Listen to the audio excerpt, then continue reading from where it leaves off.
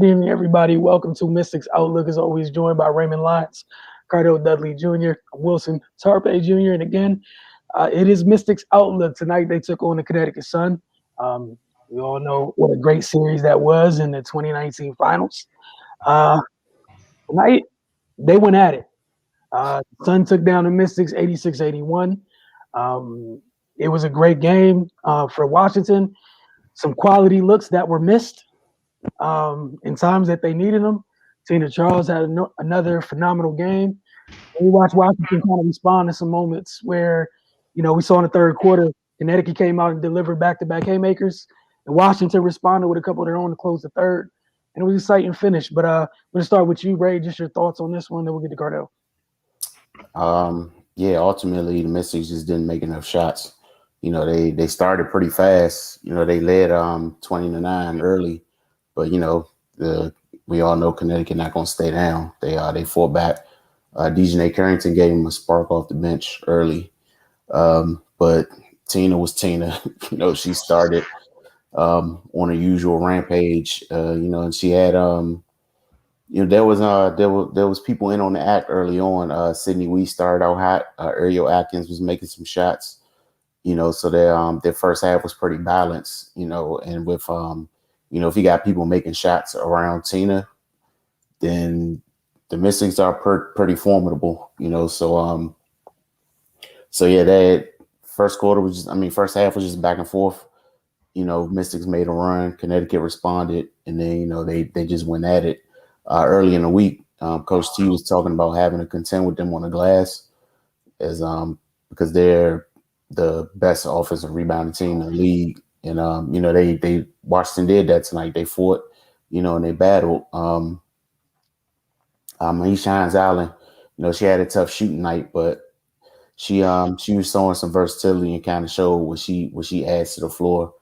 Tabalt was talked about using her, as kind of a Draymond role. She showed that she brought the ball up a couple times against to relieve defensive pressure. Connecticut, they were pushing up full court. She just gives them another ball handler. Sydney Weiss going down hurt because she was lights out, and when she went out, the floor kind of shrunk a little bit because the outside threat kind of went away. And I feel like coinciding with that, the Mystics just kind of settled for a lot of threes in the third quarter that they weren't making. And Connecticut took advantage, built a 6-point lead, and Washington fought back. They hit them back. They went down by as much as 12, but then responded with a 13-0 run. And, down the stretch, they were just trading blows. Connecticut just landed more punches, man. Jasmine Thomas, she was big down the stretch for them. Hit a couple big threes, made some defensive plays. Brianna Jones, she was big as well. They just couldn't contend with her size. Her and John Quill together that's a lot to deal with for anybody. So and Dewana Bonner, man, her length on the defensive end, she had people thinking twice going down in the paint. So man, Connecticut, they're 6-1 on the year. They have that record for a reason. We all knew what type of matchup this was going to be going in. Going back to their finals matchup in 2019, like we know these two teams are always going to go at each other. And yeah, man, the game lived up to expectations. Despite the offensive futility, I feel like Washington's kind of coming around. We're starting to see some things from them. Just a little tweaks here and there to kind of get them where they need to be. But ultimately, they just got to make some shots and make them consistently. Like you said, Wilson, they had some good looks. If those go down, this is a different story. And a few of those threes, they were halfway in the rim and just popped out. So man, it just wasn't their night. And kudos to Connecticut for taking advantage. Cardell. They got to hit shots. It's been the theme of the season. They also got to defend without fouling. They put teams on the free throw line way too much, and they're making them pay. It's cool to be physical, but you also got to be smart, especially on the road, especially against a good team. And they just kept giving them points, and they lucky Connecticut didn't shoot well from the free throw line because this really would have been a beatdown by double digits. That's what saved them. Connecticut, for whatever reason, was off on the free throw line. I like that Tina, took it to John Quill and John Quill, vice versa. I figured they would cancel each other out playing their style of games. I knew it would come down to the others to shoot. Honestly, just being real, yeah, Cloud, she having a Draymond effect on them right now. She got to hit some shots. Well, you know what I'm saying? She has to. She's not. It's no other way. It's 4-on-5 right now for a lot of parts of the game that's hurting the Mystics. You know what I'm saying? Like that works when you have knockdown shoot. Well, like the Deladon's elite shooters. Christy and Emma and all those guys. Women over there. That they had in 2019. That ain't the case. It's more of a grinded out type of roster right now. You know what I'm saying? So she has to hit shots because teams not respecting her. They playing off of her and they're daring her to shoot. And she's having that similar type of impact. I love the fact that they rebounded. It was key. I know Connecticut's number one in the WNBA rebounding, but the Mystics offensive rebounding wise is right there with them. And a lot has to do with Tina and Maisha returning and Erica McCall. She don't get enough credit for how she did the dirty work and stuff. I know it was tough night tonight because Connecticut's big down there. Brianna Jones, she grew up. She's grown up. Big time. She's an asset. Like she's stepping in big time for Alyssa not being there. And it is. I'm not gonna say it's not a drop off because Alyssa is all world, but they can maintain. They can maintain the level of play that they need to be where they at. Damn near undefeated. So she's been huge. Obviously, John Quill. A lot of people are saying she's the leading candidate for MVP right now because they win the games, and the Mystics not. It is what it is. So, I can't argue with. She's doing it all. And then DeWanna Bonner, 6'4", versatile wing. She can do it all. So that length, man, that length and size, it hurts, and I think that's what forced Washington to settle for so many threes because, it was tough outside of Tina. The score inside, like Maisha Hines Island, you don't see her shoot 3 for 14. That's rare.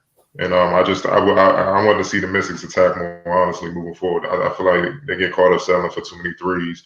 It's not like they were attacking, they weren't getting to the free throw line like they were in single digits, so they had to settle. They were 16 to 18. That means you could have got some more free throws and close that gap and play this game at short pace. So I feel like they just got caught up in that shooting way too many threes. You know what I'm saying? Like once you can feel that shot don't have it, you got to find something else. And they play right into the sun hand. So like Raymond said, man, it's just minor tweaks. That they got to adjustments that they have to make. The bench got to show more on the road. The bench really outside of Milani, they didn't give him anything for sure. Meanwhile, you had a rookie that outscored your entire bench in Carrington. So that can't happen. That hurts, man. So, like I said, it's players. It's starting to more and more players are starting to figure out. All right, I got to play basketball. More players have to understand they have to play basketball. Stop.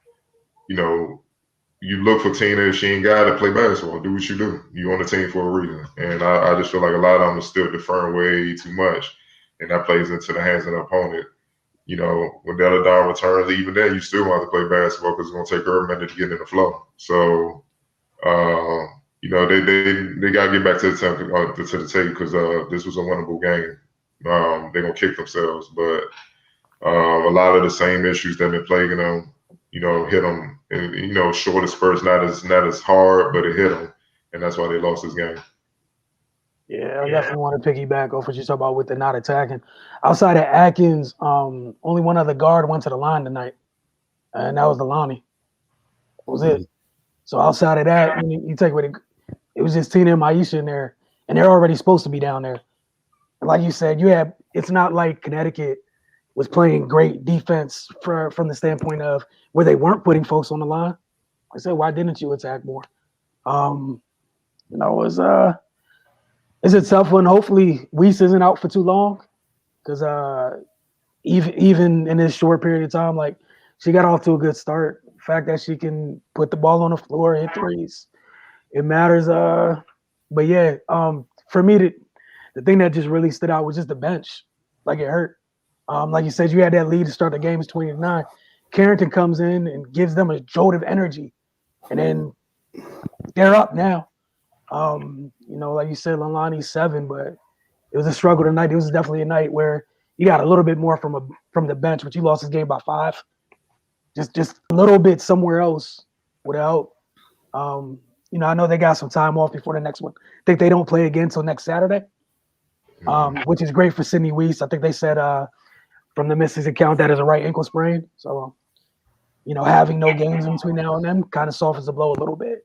But yeah, definitely with Connecticut. You mentioned Brianna growing up. Heideman's continued to get better and grow in her role over there as well. It was a fun game overall. But yeah, it has to stink when it's one thing if you're out here, the games aren't winnable. It's another thing when they are, and you know where you're coming up short. If you guys didn't have any final thoughts, share a word from Oohs and Ahs, as always. Memorial Day weekend. Get over to Oohs and Ahs Memorial Day Feast. It's available Friday through Monday, the 28th through the 31st. For $49.95, you can get 1 pound of short ribs, 4 pieces of fried whiting, 2 barbecue chicken leg quarters, 1 large potato salad, 1 large baked beans, 1 large coleslaw. And at the Georgia Avenue location only, you can add 2 cocktails or 4 beers for $59.95. Again, oozandahs.com. Celebrate Memorial Day weekend with a family feast. With that said, we will see you guys tomorrow night. We got it. Wizards Outlook tomorrow because this show is not stopping at all. A lot of games, but a little bit of a break for the Mystics. Gonna get into it. You're gonna have the Olympics coming up soon too. So a lot going on. But we will see you guys tomorrow night. Y'all have a great one.